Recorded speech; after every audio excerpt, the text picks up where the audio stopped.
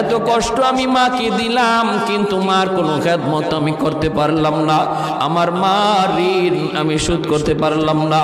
আল্লাহ, আজ যদি তুমি আমাকে জান্নাতে দিতে চাও, আমার মা বাবা সারা জান্নাতে যাইব না, হয় আমার বাপ মার সাথে জাহান্নামে দিয়ে দাও, হয় আমাকে আমার বাপ মার সাথে জাহান্নামে দিয়ে দাও, নতুবা আমার সাথে আমার বাপ মারে জান্নাতে দিয়ে দাও।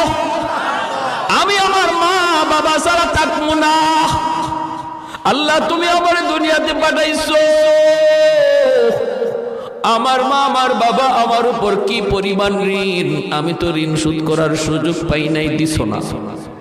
আজ হাসরের মাঠে যদি আমাকে জান্নাত দিতে হয়, বাপ মা ছাড়া জান্নাতে যাইব না। রব্বুল আলামিন তখন বলে, বান্দারে, আমি আল্লাহর আদত হচ্ছে জাহান্নামীকে জান্নাতে দেওয়া, কিন্তু কোন জান্নাতীরে জাহান্নামে দেওয়া এটা আমার আদত না। বান্দা, তুমি তো জান্নাতি, তোমাকে আমি জাহান্নামে দিতে পারি না, ঠিক আছে, নেও তোমার সুপারিশে বাপ মারেও জান্নাত দিয়া দিলা।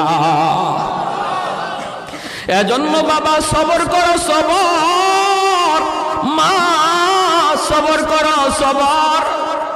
এই বাচ্চাটা তোমার জন্য জান্নাতে যাওয়ার উসিলা হবে, জান্নাতে যাওয়ার উসিলা হবে। শুধু মুখ দিয়া এমন কোন কথা বইল না যেই কথার কারণে ঈমান চলে যায়, আল্লাহ নারাজ হয়ে যায়, এমন কথা বইল না, এমন কথা বইল না। আল্লাহর দোহাই তুমি এমন কথা বইল না। মৃত্যু সংবাদ শুনছো, ইন্না লিল্লাহি ওয়া ইন্না ইলাইহি রাজিউন কয়া তুমি দোয়াটা পড়ো।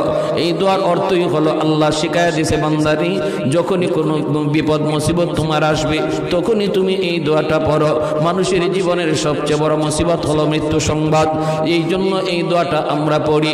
এর অর্থ হলো বান্দা, এর অর্থ হলো কি জানেন? আমি যখন বলি ইন্না লিল্লাহি ওয়া ইন্না ইলাইহি রাজিউন, এর অর্থই হলো, ভাইরে তুমি যাও, আমি তোমার পিছনে আসতেছি। বাবা যদি ছেলের মৃত্যুর সংবাদ পায়া কই ইন্না লিল্লাহ, আল্লাহ আমরা সবাই তোমার, বাবা তুমি যাও, আমরা সবাই এক পথের প্রতীক, তুমি আগে যাও, আমি তোমার পিছনে আসতেছি। কেউ থাকার জন্য আসি নাই রে আল্লাহর গোলাম, কেউ থাকতে আসি নাই, থাকবার চেষ্টা করেও থাকা যায় না, যেতেই হবে, যেতেই হবে।